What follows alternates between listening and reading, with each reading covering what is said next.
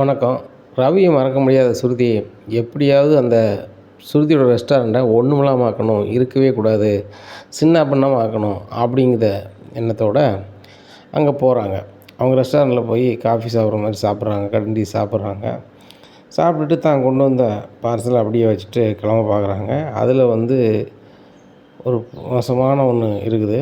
அது நொறுங்கிச்சு அப்படின்னா அந்த கட்டடமே இல்லாமல் போயிடும், அந்த கடையே இல்லாமல் போயிடும் அப்படின்னு சொல்லி நினைக்காங்க. நைஸாக வச்சுட்டு எந்திரிச்சு வந்துடுறாங்க. அப்போது அங்கே அந்த கடையில் நீத்து வேலைக்கு சேர்த்து விட்ருப்பாங்களே, இந்த கடையை ஒன்றுமில்லாம ஆக்கணும், சமையல் சரியில்லாமல் ஆக்கணும்னு சொல்லி 2-3 பேரை சேர்த்து விட்ருக்காங்க நீத்து. இந்த ஹோட்டலுக்கு நல்ல பேர் கிடைக்கலன்னா கண்டிப்பாக ஹோட்டலை மூடிடுவாங்கன்ட்டு. அவர் என்னெல்லாமோ பண்ணி பார்க்குறாரு. ரவி இருக்கிறதுனால ஒன்றும் செய்ய முடியல, பாச்சா பலிக்கலை. அப்போ அவர் வெளியேறும்போது ஒரு டேபிளுக்கு கீழே ஒரு பெரிய பார்சல் இருக்குது. அந்த பார்சலை கண்டிப்பாக எடுத்துட்டோம்னா சாப்பிட வந்தவங்க கண்டிப்பாக ஒரி பண்ணுவாங்க. எப்படி என் பார்சலுக்கு காணாமல் போக வைக்கும், அப்படி இப்படின்னு சொல்லி பேசுவாங்க. இதை பெரிய விஷயமாக நம்ம வெளி கொண்டு நல்லாயிருக்கும், நம்ம நேத்து மேடத்தை போய் பார்ப்போம்னு சொல்லி அந்த பார்சலோட நேத்து கடைக்கு போயிடுறாங்க. மேடம் அப்படிங்கிறாங்க, வா வா, என்ன உன்னை வச்சு எனக்கு ஒன்றும் பிரயோஜனம் இல்லை அப்படிங்கிறாங்க. மேடம் அங்கே பெரும் பிரச்சனை அப்படிங்கும்போது நீத்து, அப்படியா அதுக்குள்ளே அது உடஞ்சிருச்சா, அந்த ஹோட்டல் முடிஞ்சிருச்சா, நீ மட்டும் தப்பிச்சு வந்துட்டியா அப்படிங்கிறாங்க.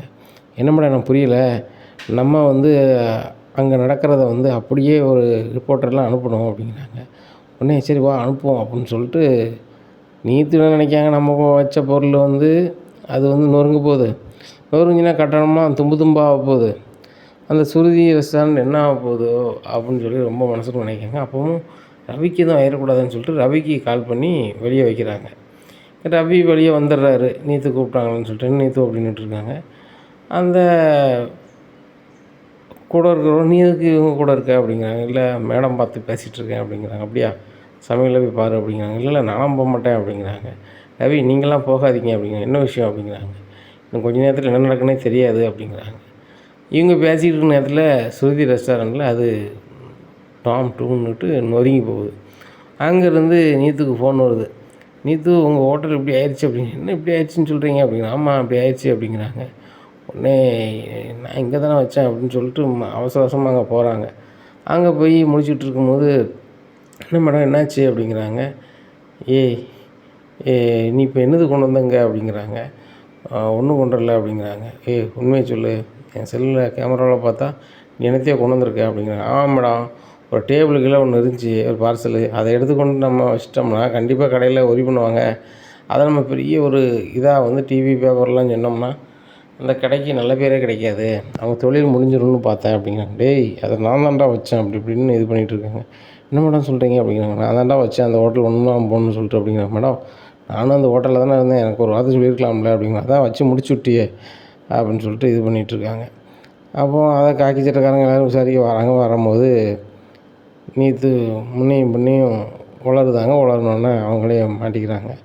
மாட்டினோடனே இது ஏன் இப்படி பண்ணீங்க நீங்கள் உங்கள் ஹோட்டலுக்கு அப்படிங்கும்போது, இல்லை அப்படி இப்படிங்கும்போது, நான் நினச்சது அந்த சுருதி ரெஸ்டாரண்ட் ஒன்றுமில்லாமல் போகணுன்னு நினச்சி, கடைசியில் பார்த்தா நாங்கள் விலைக்கு வச்சாலும் இங்கே கொண்டு வச்சிட்டான், என் ஹோட்டல் ஒன்றும் முடிஞ்சு போச்சு. நல்லது செய்தவங்களுக்கு நல்லது நடக்கும், நம்ம தப்பாக நினச்சோம்னா தப்பாக நடக்கும்னு சொல்லுவாங்க, அந்த மாதிரி நடந்து போச்சு அப்படிங்கிறாங்க. இந்த விஷயம் சுருதிக்கு தெரிய வருது. தெரிய வந்தாலும் ஸ்டேஷனுக்கு போகிறாங்க. இந்த நீத்துவை சும்மாவே விடாதீங்க, என் ஹோட்டலை இன்னும் ஒன்றுமில்லாமல் ஆக்கணும்னு நினச்சா கடைசியில் அவன் ஹோட்டலே போயிடுச்சு. இந்த மாதிரி ஆள் வெளியே இருந்தான்னா அடுத்தவங்க புருஷனுக்கு பங்கு வந்துடும், அதனால் இவ்வளோ வெளியே விடாதங்க அப்படின்ட்டு போயிடுறாங்க. ரவி வராரு. நீ இந்தளவுக்கு இறங்கும்னு நினச்சி கூட பார்க்கல அப்படிங்கும்போது, ரவி யார் என்ன நினச்சாலும் பரவாயில்லை, நீங்கள் மட்டும் என்ன தப்பாக நினைக்காதீங்க, என்கிட்ட இருக்க பணத்தை வச்சு நான் சீக்கிரம் வெளில வந்துடுவேன், அதுக்கு எனக்கு எல்லா வழியுமே தெரியும், இது ஏதோ சொதப்பிடுச்சு, உங்களுக்கு அந்த சுருதி ஏத்தமான ஜோடி இல்லை, நான் தான் உங்களுக்கு ஏற்ற ஜோடி, நீங்கள் என்னை மறந்துடாதீங்க, நான் உங்களை மறக்கவே மாட்டேன் அப்படிங்கும்போது, நீத்து நீங்கள் ஃப்ரெண்டுன்னு நினச்சி உங்கள்கிட்ட நல்லா நான் பேசினேன், அது போக நீங்கள் பாஸுன்னு சொல்லி உங்களுக்கு மரியாதை கொடுத்தேன், ஆனால் இப்படிலாம் நீங்கள் பண்ணி நினச்சி கூட பார்க்கல, எங்கள் ரெஸ்டாரண்ட் ஒன்றுமா பார்க்க நினச்சிங்களே, அதே ரெஸ்டாரண்ட் தான் நானும் இருக்கிறேன், சுருதி இருக்காங்க, ஏதாவது ஒன்று ஆனால் என்ன பண்ணுவீங்க அப்படிங்கிறாங்க. நான் தான் உங்களை கூப்பிட்டேன், உங்களுக்கு எதுவுமே ஆக மாட்டேன் ரவி, பார்த்தீங்களா எனக்கு சுருதி தான் பிடிக்காது, உங்களை எனக்கு ரொம்ப பிடிக்கும் அப்படின்னு இருக்காங்க.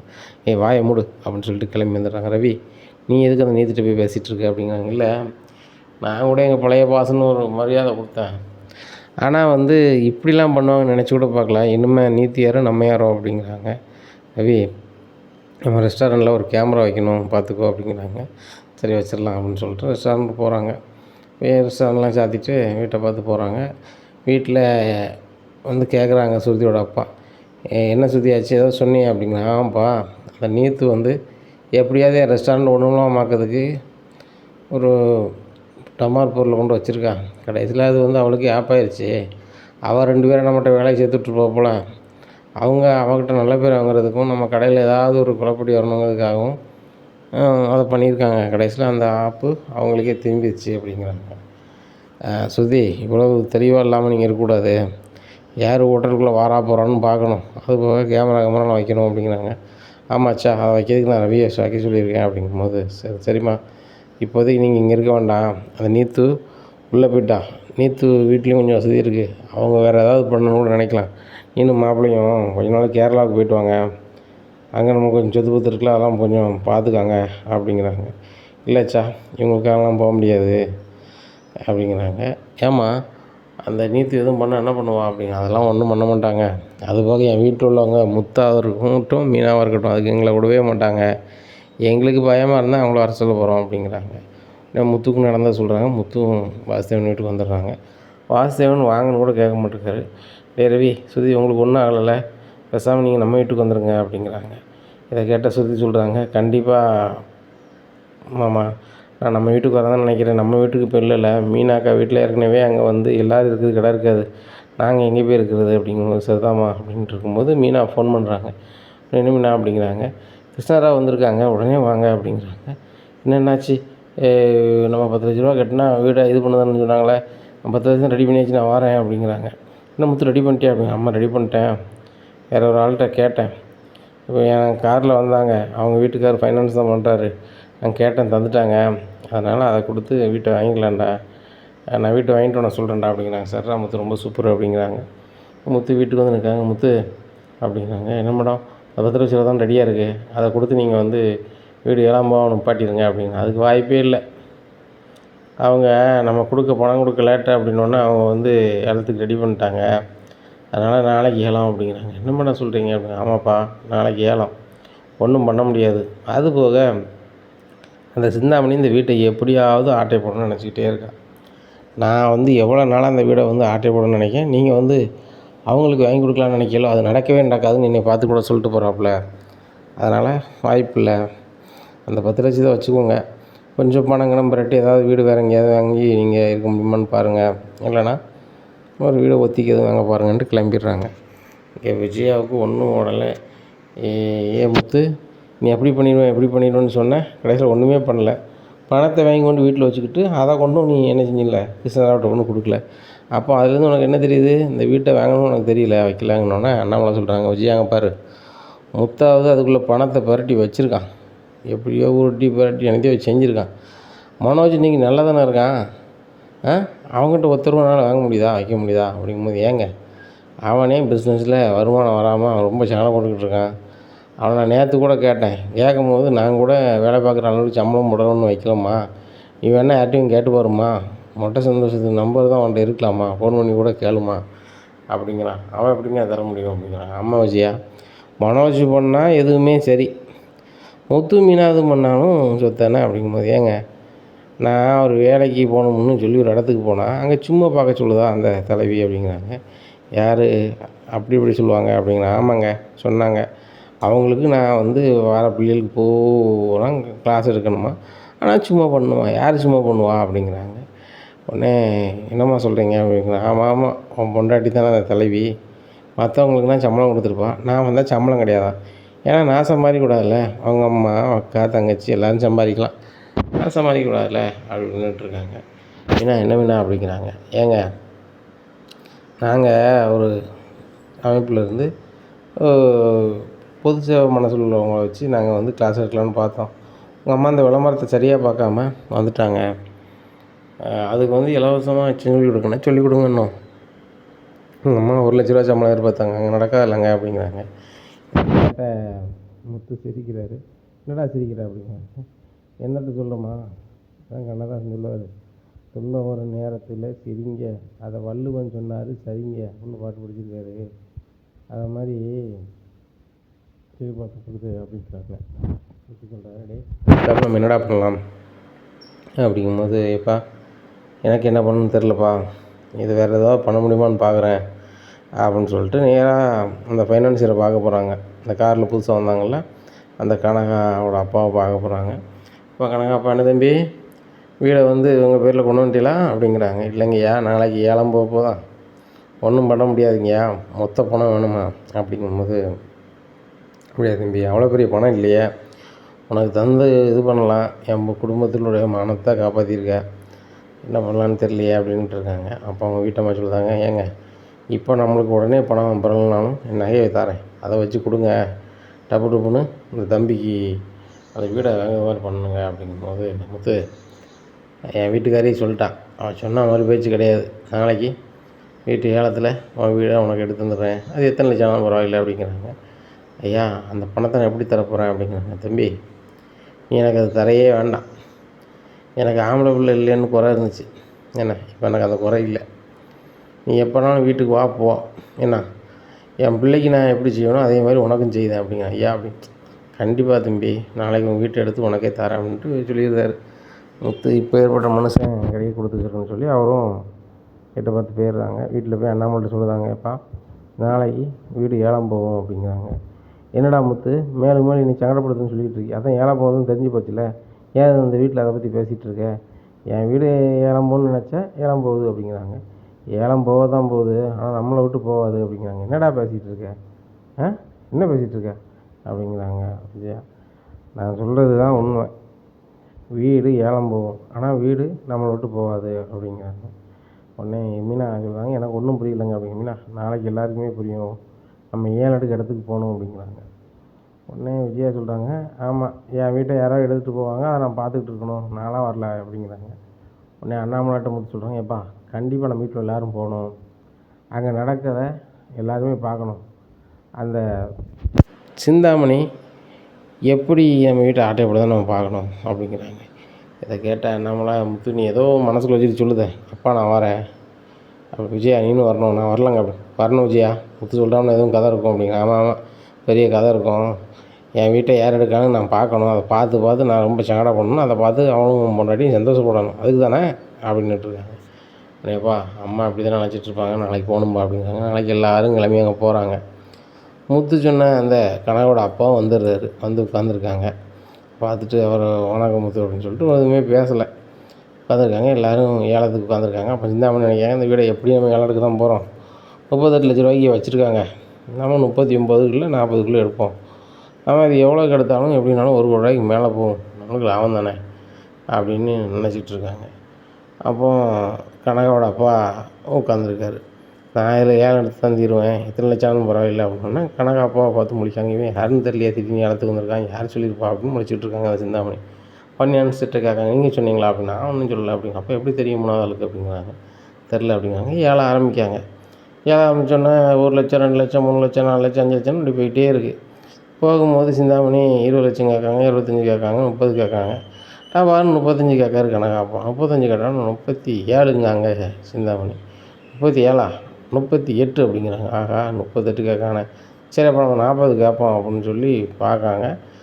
41 அப்படின்னு சொல்லி கனகா அப்பா அதை எடுத்துக்கிறாரு. இதுக்கு மேலே போனோம்னா அவர் கேட்டுகிட்டே இருப்பார், நம்மளால் நாளைக்கு கொடுக்க முடியாமல் போயிடக்கூடாதுன்னு சொல்லிட்டு அப்படி அமைதியாகிறாங்க. அவர் 41க்கு எடுத்து வீட்டை இன்னார் பேருக்கு இது பண்ணணும் அப்படிங்கிறது, முத்து பேரில் பண்ணணுமா, ஆமாம் முத்து பேரில் தான் பண்ணணும் அப்படின்னு சொல்லி முத்து பேர்லேயே அந்த வீடை என்ன செஞ்சிருந்தாங்க, வாங்கியிருந்தாங்க. வாங்கிட்டு பத்திரத்தை கொண்டு, தம்பி முத்து பிடிங்க, உங்கள் வீடு உங்களுக்கே வந்துருச்சு அப்படிங்கிறாங்க. இதை கேட்ட சிந்தாமணிக்கு ஒன்றும் விடலை.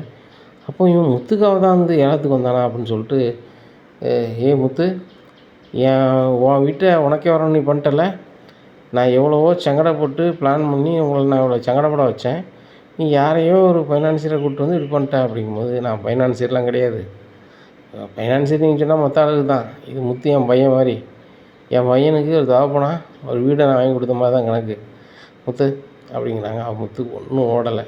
ஒன்று ரொம்ப சந்தோஷம் சார், இந்த உதவியை நான் மறக்க மாட்டேன், அது போக நீங்கள் எப்போ பணம் கேட்டாலும் நான் தர தயாராக இருக்கேன் அப்படிங்க. முத்து நான் என்ன சொல்லிட்டேன், என் பையன் மாதிரி, என் துட்டே வர வேண்டாம், உங்கள் வீட்டில் உள்ள ஆளுக்கு என் ஆளுக்கு மாதிரி, அந்த பத்திரத்தை வச்சுக்கோ அப்படிங்க, நீங்களே எங்கள் அம்மா கையில் கொடுத்துருங்க அப்படிங்கிறாங்க. இந்தாங்க அப்படிங்கிறாங்க. ஐயா நீங்கள் வீடு எடுத்திருந்தா சந்தோஷம், வீடை என் பேரில் மாற்றி தர மாட்டீங்களா அப்படிங்கிறாங்க. இதை கேட்ட கனகாப்பா சிரிக்காரு, ஏம்மா உங்கள் பையன் பேர் தானே எழுதி கொடுத்துருக்கேன், அவங்க வீட்டில் உள்ள ஆள் தானே, ஒன்றும் பிரச்சனை இல்லை அப்படின்னு சொல்லி அவர் கிளம்பிடுறாங்க. அண்ணாமலைக்கு என்ன சொல்லனே தெரில, அப்படி ஷாக்காகி நிற்காரு. முத்து நடக்கிறதுலாம் உண்மையா அப்படிங்க? ஆமாப்பா உண்மை தான், நேற்று சொன்னோம்லாப்பா, ஒரு கனகான்னு ஒரு பொண்ணும் அவங்க அம்மா வந்தாங்க வச்சாங்க, அவங்களுக்கு சின்ன உதவி செஞ்சேன், அவங்களுக்கு எனக்கு பிடிச்சி போச்சு, அதனால் என்ன பிள்ளை மாதிரி நினைக்காங்கப்பா, அதனால் இவ்வளோ செய்தாங்க அப்படிங்கும்போது அவங்க மனது யாருக்கு வராது, நம்ம எல்லோரும் நாளைக்கு அவங்க வீட்டில் போய் நேரில் பார்ப்போம் அப்படிங்கிறாங்க. விஜயா வீட்டில் போய் பயங்கர சந்தோஷமாக ஏசி போட்டு தூங்குதாங்க. அங்கேருந்து மனோஜ் கால் பண்ணிட்டு எங்கே இருக்க அப்படிங்கிறாங்க. நான் வேற எங்கேம்மா இருப்பேன், என் கடையில் தான் இருக்கேன் அப்படிங்கிற. டேய் நம்ம வீட்டுக்கு வர வேண்டியதானடா அப்படிங்கிறாங்க.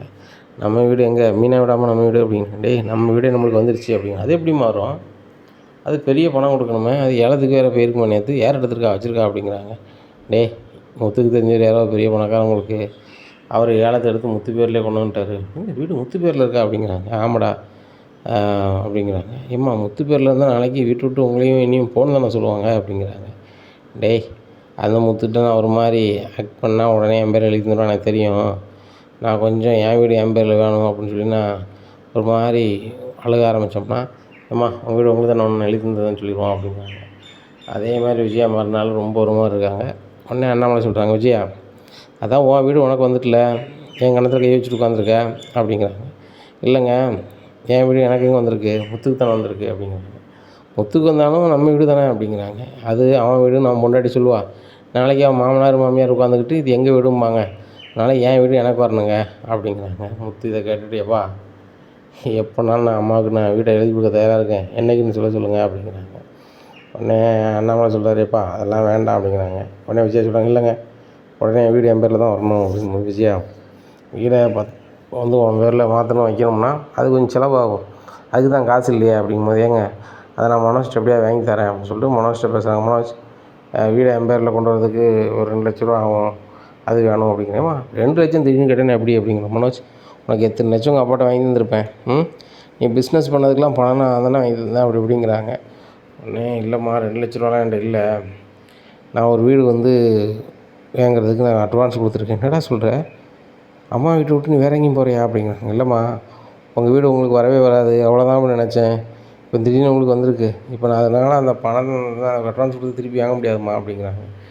எப்படியாவது ரெடி பண்ணு அப்படிங்கிறாங்க. உடனே இல்லை என்கிட்ட இல்லைம்மா அப்படிங்கிறாங்க. உடனே விஜயா நினைக்கிறாங்க, இதெல்லாம் பார்த்தா சரி வராது அப்படின்னு சொல்லிட்டு வலையில் விற்றுடுறாங்க, கையில் போட்டிருக்க வலையில் விற்று பணத்தை கொண்டு அண்ணாமலை கொடுக்காங்க. ஏங்க இதில் 2 லட்சம் இருக்குது பிடிங்க, மொத்த வீடை என் பேரில் எழுதி தர சொல்லுங்கள் அப்படின்னு. விஜயா பணத்துக்கு என்ன செஞ்சா அப்படின்னு சொல்கிறாங்க. கையை பார்க்குறாங்க, கையில் ஒன்றும் இல்லைன்னு. விஜயா அவன் வலையிலங்க அப்படிங்கிறாங்க. அதை தான் விற்றுட்டேங்க, எனக்கு என் வீடு என் பேரில் வரணும், நான் தான் என்றைக்கும் இங்கே வந்து கம்பீரமாக இருக்கணும் அப்படிங்கிறாங்க. உடனே முத்துட்டு சொல்லி எல்லாம் ரெடி பண்ணி வீட்டை எழுதி வாங்கிடுறாங்க. விஜயாவுக்கு பயங்கர சந்தோஷம். ஆனால் கையில் வளையல் இல்லை ஒன்றும் இல்லையே, வெறுமனையாக இருக்கமே அப்படின்னு சொல்லி மனசுக்கு நினச்சிக்கிட்டே இருக்காங்க. சங்கத்தை பணம் ஒரு பெரிய கட்டடம் ஒன்று கட்டியிருக்காங்க. அதில் கட்டினோன்னா அதில் நிறைய பேர் வந்து வாடகைக்கு வராங்க. அதில் முன்னாடி வரவங்க வைப்பு தொகையை கொடுக்காங்க, பெரிய பெரிய அமௌண்ட்டு கொடுக்காங்க. அதுக்கப்புறம் மீனாகிட்ட தான் இருக்குது, அது ஒரு 13 லட்ச ரூபா இருக்குது. இந்த 13 லட்ச ரூபாயை ஆஃபீஸில் வைக்கலான்னா ஆஃபீஸில் கபோர்டு வேலை நடக்குது, அதனால் அங்கே வச்சா நல்லா இருக்காது, நம்ம நாளைக்கு பேங்கில் தானே கொண்டு கொடுக்க போகிறோம், அதனால் வீட்டில் இருக்கட்டும் அப்படின்னு சொல்லி வீட்டில் கொண்டு வச்சுருக்காங்க. வச்சுட்டு முத்துகிட்ட பேசிட்டுருக்கேன், ஏங்க இதில் ஒரு 13 லட்ச ரூபா இருக்குது, பீரோட சாவியும் கிடையாது, அதனால் கொஞ்சம் பார்த்துட்டுங்க அப்படிங்க. மீனா நம்ம வீட்டில் மனோஜ் தான் ஆட்டை போடும், மனோஜ் இல்லை, அதனால் நீ பெயர வேண்டாம் அப்படிங்கிறாங்க. இங்கே விஜயா அதை கேட்டுக்கிறாங்க. ஓ 13 லட்ச ரூபா கொண்டு வச்சுருக்கியா, அந்த 13 லட்ச ரூபாய் நான் எடுத்துட்டோம்னா கண்டிப்பாக நீ அவங்க செங்கப்பூரில் அவங்க ஆட்களெல்லாம் விட மாட்டாங்க அப்படின்னு சொல்லிட்டு நினைக்காங்க. அப்போது அந்த 13 லட்ச ரூபாய் எடுத்துதாங்க. 13 லட்ச ரூபாய் எடுத்து 13 லட்ச ரூபாய் நேராக சிந்தாமணி வீட்டுக்கு போகிறாங்க.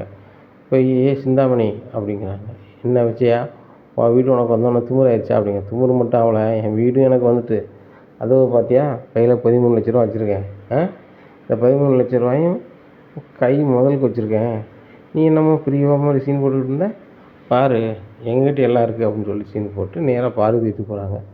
பார்வதி இந்த பேக்கை ஓப்பன் பண்ணு அப்படின்னு ஓப்பன் பண்ணுறாங்க. இல்லை நிறைய பணமாக இருக்குது. என்ன விஷயம் எவ்வளோ பணம் அப்படிங்கிறாங்க. எல்லாம் ஏன் பணம் தான், இதை பத்திரமா நான் கேட்கும்போது கொடு அப்படிங்கிறாங்க. விஜயா முதல்ல இவ்வளோ பணம் எப்படி வந்துச்சு, ஏது வந்துச்சு அதை சொல்லு அப்படிங்கிறாங்க. பார்வதி முன்னாடி நான் தந்தோம் அவன் பாட்டில் வைப்பேன், இப்போ என்னன்னு கேட்க அப்படிங்கிறாங்க.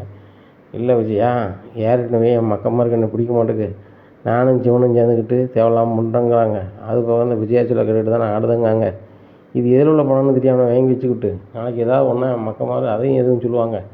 எனக்கு இதுக்கு ஒரே பையன், என் மருமகன் என்னை வந்து பிடிக்க மாட்டேங்க, ஏதாவது செஞ்சாலும் செய்வா அப்படிங்கிறாங்க. உடனே இதை வை, நான் கேட்கும்போது மட்டும்தான், தேவையில்லாமல் பேசாத, முதல்ல எனக்கு ஒரு காப்பி தான் அப்படின்னு சொல்லி காப்பி வாங்கி குடிச்சிடுறாங்க. இங்கே மீனா சங்கத்தில் உள்ள பணத்தை பேங்குக்கு கொடுக்கணும்னு சொல்லி தேடி பார்க்குறாங்க. இங்கே பணத்தை காங்கலை. எங்கன்னு முத்துட்ட கேட்குறாங்க, முத்து தேடி பார்க்குறாங்க, வீட்டில் எல்லோரும் தேடி பார்க்குறாங்க, பணத்தை காங்கலை. உடனே என்ன சின்ன தெரியல, மீனை ரொம்பவே அழுதுட்டுருக்காங்க. உங்கள் விஜயா ஒன்று தெரியாத மாதிரியே வீட்டு வந்து இருந்துடுறாங்க. உடனே ஏம்மா நீங்கள் தான் வீட்டில் இருக்கீங்க, நீ எதுவும் பார்த்துட்டு போகலாமான்னு சொல்லி முத்து கேட்குறாரு. ஆமாடா, வீட்டில் இருந்து நான் எடுத்துக்கிட்டு இருக்கணும், பணத்தை பத்திரமா வைக்கணும், போகணும் வரணும், அந்த பீரோவை தான் ஒழுங்காக சாவி கிடையாது தெரியுங்களா, யார் எடுத்தா வச்சோம் எனக்கு என்ன தெரியும். அது போக மீனாவை பார்க்க வீட்டிலேருந்து வந்தாங்க, அவங்க தம்பி வந்தான், அந்த தம்பி கூட எடுத்துகிட்டு போகலாம் அப்படிங்கும்போது, ஏம்மா அவன் அதெல்லாம் செய்ய மாட்டான் அப்படின்னு. அவன் செய்ய மாட்டானா, நான் நடந்து போய்கிட்டு இருக்கையில் அதில் கூட அவன் பணத்தை ஆட்டையை போட்டு போனோம் தானே, இப்போ நல்லவன் ஆகிட்டானா, மறுபடியும் பெரிய பணத்தை பார்த்தோன்னே எடுக்கணும்னு தோணுது எடுத்துகிட்டு அப்படிங்கிறாங்க. இதை கேட்டால் முத்து சொல்கிறாங்க, ஏம்மா பணம் இருக்கான்னு பார்த்தீங்களா பார்க்கலையா உங்களுக்கு தெரியுமா, அதை மட்டும் சொல்லுங்கள், தேவையில்லாமல் சொல்லாதாங்க அப்படிங்கிறாங்க. மீனாவுக்கு ஒவ்வொருத்தராக ஃபோன் அடிக்காங்க. என்ன மீனா, பச்சை பணத்தை காங்கலாம் வைக்கலன்னு சொல்கிறியே, நீ வந்து கரெக்டான ஆள் நேர்மையான ஆள்னு சொல்லி தான் அவங்க வந்து இந்த பொறுப்புக்கு வச்சோம், நீ வந்து இப்போ வந்து இப்படி போயிட்டுங்கிறியே, மற்றவங்களாம் என்ன சொல்லுவாங்க, ஏற்கனவே அந்த சிந்தாமணிக்கு ஒன்றும் ஆகாது, நீ சங்கத்தில் அந்த பணத்தை வந்து நீ வந்து ஆட்டை போட வைப்பேன்னு சொல்லிகிட்டு இருக்காங்க, இப்போ நீ பணத்தை காங்கலன்னா கண்டிப்பாக இந்த மீனாக தான் பணத்தை எடுத்து வச்சுட்டு இல்லைன்ட்டு ஆக்டிங்கை போடுதாங்க அப்படின்னு சொல்லுவாங்க அப்படிங்கிறாங்க. எனக்கு என்ன செய்யனே தெரில அப்படிங்கும்போது முத்து சொல்கிறார், ஏப்பா வீட்டில் வச்ச பணம் எப்படிப்பா போகும் அப்படின்ட்டு இருக்காங்க. ரவியும் சுதியும் சொல்கிறாங்க, கண்டிப்பாக வீட்டில் வச்ச பணம் வந்து போக வாய்ப்பே இல்லை, அது போக மனோஜ் இருந்தாருன்னா நம்ம மனோஜ்கிட்ட கேட்கலாம் அப்படின்னு சொல்லி சுற்றி சொல்கிறாங்க. அப்போது விஜயா சொல்கிறாங்க, என்ன சுற்றி இப்படி பேசுகிற, மனோஜையும் எடுக்க போகிறாரு அப்படிங்கும்போது, ஆண்டி இந்த வீட்டில் காணலைன்னா மனோஜ் தான் எடுத்துருக்காரு நிறைய விஷயத்தில், உங்களுக்கே தெரியும், ஏன் நீங்கள் கூட அவங்க கூட சேர்ந்து எடுத்துகிட்டு தான் செய்வீங்க, ஏன் மீனா நகையை எடுத்து நீங்கள் ஒன்றுத்துக்காவது நகையை வைக்கலையா அப்படிங்கிறாங்க. இதை கேட்ட இவங்க விஜயா முழிக்கிறாங்க, ஆகா என்ன எப்படி பேசுதா அப்படின்னு சொல்லிட்டு. என்ன முத்து சொல்கிறார், மீனா நம்ம குழம்பிட்டு கிடக்க வேண்டாம், நம்ம வீட்டில் எல்லாம் தெரிஞ்சிருச்சு, ஆனால் யாரும் எடுக்கலங்கிறாங்க, நம்ம ஸ்டேஷனில் போய் கொஞ்சம் எழுதி கொடுத்துருவோம் வா, அந்த அருண் தானே இருக்கான் அப்படின்னு சொல்லிட்டு ஸ்டேஷனுக்கு போகிறாங்க. அங்கே அருண்கிட்ட போய் மீனா சொல்கிறாங்க, இந்த மாதிரி எங்கள் பணம் 13 லட்ச ரூபாய் காணலை, அது நாங்கள் எங்கள் குழுவில் உள்ள பணம், எப்படியாவது நீங்கள் என்ன செய்யணும், அதை எடுத்து தரணும் மீட்டு தரணும் அப்படிங்கிறாங்க. சரி பண்ணலாம், யாரெல்லாம் வீட்டில் இருக்கா அவங்க பேரப்புறம் எழுதி கொடுங்க எழுதி கொடுக்காங்க. ஸ்டேஷன் வந்து ஒரு 10 பேர் மூலமானு வராங்க. வந்துட்டு சரிங்க பண்ணிடலாம், இந்த பீரோவில் யாரெல்லாம் இதை பயன்படுத்தி போகிறீங்க வரீங்கும்போது நானும் என் வீட்டுக்காக தான் இது பண்ணுவோம், அது போக வேறு யாரும் பண்ண மாட்டாங்க அப்படிங்கும்போது, சரி ரைட்டு உங்கள் 2 பேர் கையும் வைங்க அப்படின்னு சொல்லி பேப்பரில் ஏன்ட்டு போயிடுறாங்க. வீட்டில் உள்ளவங்க பூரா வைங்க அப்படிங்கிறாங்க. விஜயா பயங்கரமாக அலறுதாங்க, ஆஹா நம்ம கையில் எதுவுமே போடாமலாம் எடுத்துட்டோம், மாட்டிக்கிட்டோம் போலையே அப்படின்னு சொல்லி முழிச்சிட்ருக்காங்க. அப்போ எல்லோரும் ஸ்டேஷனுக்கு வரணும் அப்படின்னு சொல்லிட்டு போயிடுறாங்க. இங்கே மீனா ரொம்பவே இதாக இருக்காங்க. மீனா மேலே வந்து நம்மளுக்கு நம்பிக்கை இல்லை, மீனா தான் எடுத்திருப்பா, அவள் கஷ்டப்பட்ட இடத்துல இருந்து இன்றைக்கி இவ்வளோ பெரிய பொறுப்பு வந்திருக்கா, இதை பணையம் ஆட்டை போடணும் அவளுக்கு மனசு வந்திருக்கும் அப்படி இப்படின்னு எல்லோரும் என்னலாமோ பேசுகிறாங்க. மீனாவுக்கு ரொம்ப மனசங்களை போட்டு வீட்டில் கடந்து உருண்டு கிடக்காங்க. அப்போ முத்து சொல்கிறா, மீனா நீ இந்த தப்பும் செய்யலை, நாளைக்கு நாளான்னைக்கு தான் அவங்க யாருன்னு கண்டுபிடிச்சி சொல்லி கொண்டுருக்காங்கல்ல அப்படின்ட்டு இருக்காங்க. அப்போ பீரோவை பார்க்கையில் கண்டிப்பாக வந்து இந்த விஜயா தான் பண்ணியிருப்பாங்கன்னு ஸ்டேஷனுக்கு தெரிஞ்சிருது.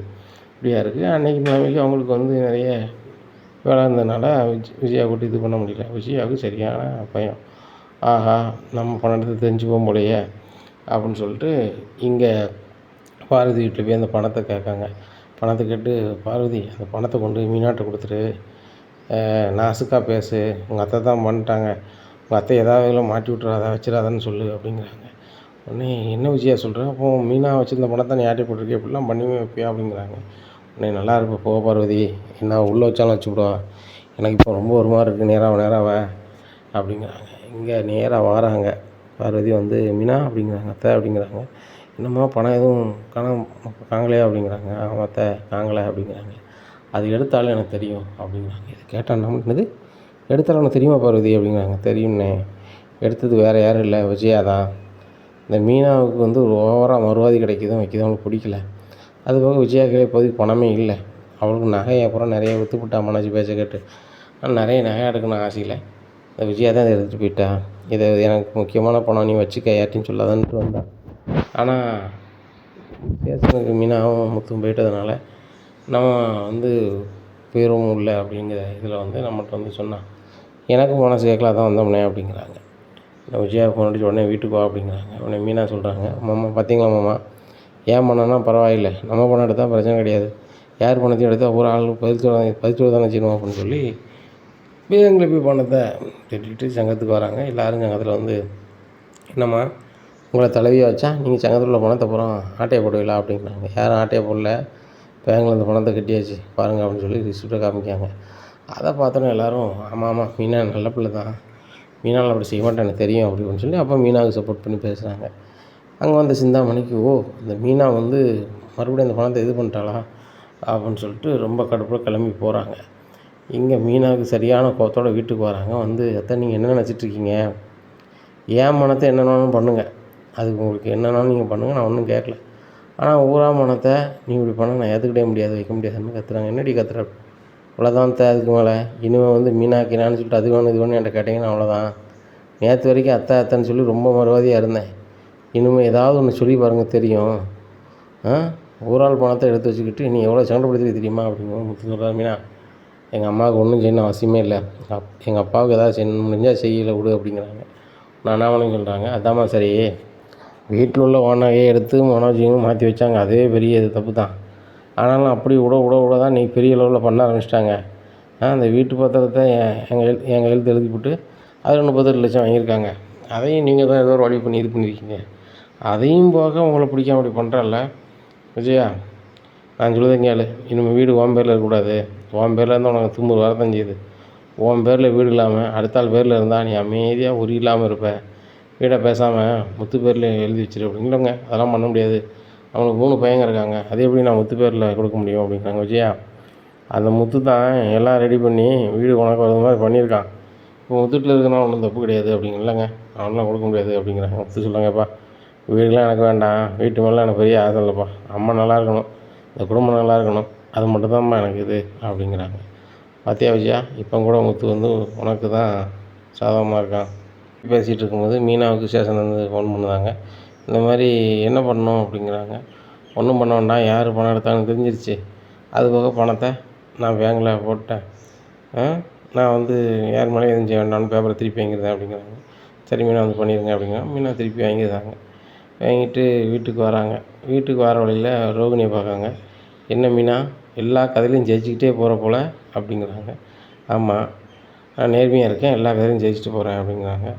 மீனா எவ்வளோ நாள் ஓடட்டுமோ அவ்வளோ நாள் ஓடட்டும், அதுக்கப்புறம் தான் இருக்குது, இப்போ நீங்கள் பெரிய தலைவி ஆகிட்டீங்க, அதனால் உங்கள் அத்தைக்கு உங்களை பிடிக்குது, இப்போ நான் ஒன்றுமில்லாதவா, அதனால் என்னை பிடிக்க மாட்டேங்குது அப்படிங்கும்போது மீனா சிரிக்க ஆரம்பிக்காங்க.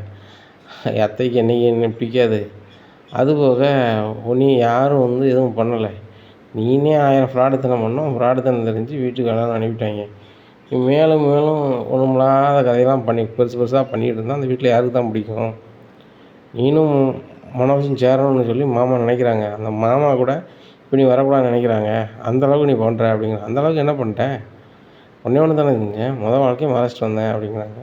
அது என்ன சின்ன இதா, கிறிஸ்து வந்து நம்ம வீட்டுக்கு வரோம், அப்போ கூட நான் தான் அம்மன்னு ஒரு வார்த்தை சொல்லலை, எல்லோரும் சேர்ந்து அந்த பையனை கூட நீங்கள் வந்து பொய் பேச வச்சுருக்கீங்க அப்படின்ட்டு. மீனா ஒரு நாள் பாருங்கள், இந்த வீட்டில் நான் தான் அரசாள்வேன், அதுபோக எங்கள் அத்தை ஏன் சொல்ல கேட்டுக்கிட்டு இருப்பாங்க அப்படிங்கிறாங்க. இருப்பாங்க நான் பார்த்துக்கிறேன் அப்படின்னு சொல்லி வீட்டை பார்த்து போயிடுறாங்க. அப்போ ரோகிணியும் கடுப்பில் வீட்டுக்கு போயிடுறாங்க. அங்கே போய் என்னெல்லாமோ யோசனை பண்ணி பார்க்குறாங்க, ஒன்றும் வேலைக்கு ஆகலை. நைட்டு ஒரு 10 மணிக்கு விஜயாவுக்கு ஃபோன் பண்ணுறாங்க. அத்தை நான் ரோகிணி பேசுகிறேன் அப்படிங்கிறாங்க. யாருக்கு, யாரடி அத்தை, ஃபோனை வை அப்படிங்கிறாங்க. அத்தை நான் ஃபோன் பேசி முடிக்கக்குள்ளே வைக்காதையே, நான் ஃபுல்லாக அவங்கள்ட்ட பேசணும்ல அப்படிங்கிறாங்க. என்னத்தை பேச போகிறேன், எனக்கும் இந்த குடும்பத்துக்கும் உனக்கும் சம்மந்தம் இல்லைன்னு ஆகிப்போச்சுல, என் பையன் கதையை பற்றி என்கிட்ட பேசாதா அப்படிங்க. அதை பேசலை, உங்கள் பையன் கதையை எதுக்கு பேச போகிறேன், ஏன் சொத்தை உங்கள் பையன் வச்சுருக்காரு, அதை வாங்கி கொடுத்துருங்க தேவை, ஓன் சொத்தை என் பையன் வச்சுருக்கானா அப்படிங்க. ஆகாமத்த கடை என் பேரில் தானே இருக்குது, கடையை என் பேரில் திருப்பி தர சொல்லுங்கள், என்ன அப்படி தரலைன்னா பெரிய சங்கடங்கள் வந்து சேரும்னு சொல்லிடுங்க, ஃபோனை வைக்கட்டுமா அத்தை அப்படின்னு சொல்லிட்டு ஃபோனை வச்சிடுறாங்க. எங்கள் மனோஜ் கால் பண்ணி கேட்க, டேய் கடை யார்ரா பேர்லடா இருக்குது அப்படிங்கும்போது, ஏம்மா கடை நம்ம கடை தான். கடை யார் பேர் இருக்குது அப்படிங்கும்போது, ஏப்பா நான் வந்து அந்த நேரத்தில் ரோகிணி மேலே ரொம்ப பாசமாக இருந்தேன், ரோகிணி பேரை தான் வாங்கியிருக்கேன், இதே இது என் பேர் இருந்துச்சுன்னா நாளைக்கு முத்தும் ரவியும் கேட்பாங்களாம்மா, அதான் நான் விவரமாக ரோகிணி பேரில் வாங்கினேன் அப்படின்னு மனோஜ் சொல்லவும் விஜயா சரியான கடுப்பாகிறாங்க. இனியும் நடக்கும் அப்படிங்கிறத பொறுத்து வந்து பார்க்கலாம். நம்ம சேனல் நீங்கள் மறக்காமல் லைக் அண்ட் சப்ஸ்கிரைப் பண்ணுங்கள். நன்றி, வணக்கம்.